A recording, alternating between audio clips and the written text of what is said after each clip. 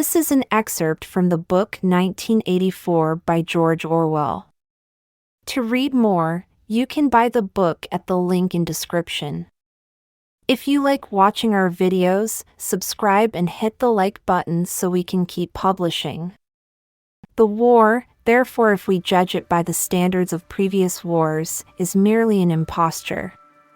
It is like the battles between certain ruminant animals whose horns are incapable of hurting one another. But though it is unreal, it is not meaningless. It eats up the surplus of consumable goods, and it helps to preserve the special mental atmosphere that the hierarchical society needs. War, it will be seen, is now a purely internal affair.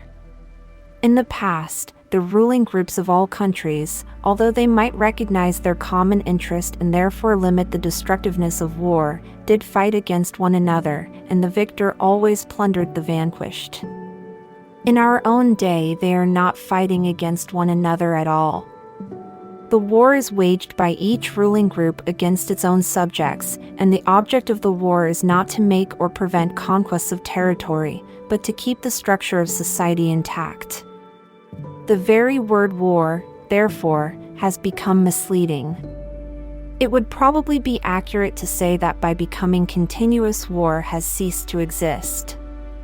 The peculiar pressure that is exerted on human beings between the Neolithic age and the early 20th century has disappeared and has been replaced by something quite different.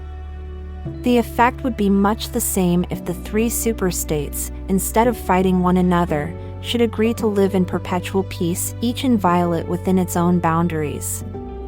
For in that case, each would still be a self-contained universe, freed forever from the sobering influence of external danger. A peace that was truly permanent would be the same as a permanent war. This, although the vast majority of party members understand it only in a shallower sense, is the inner meaning of the party slogan, "War is Peace."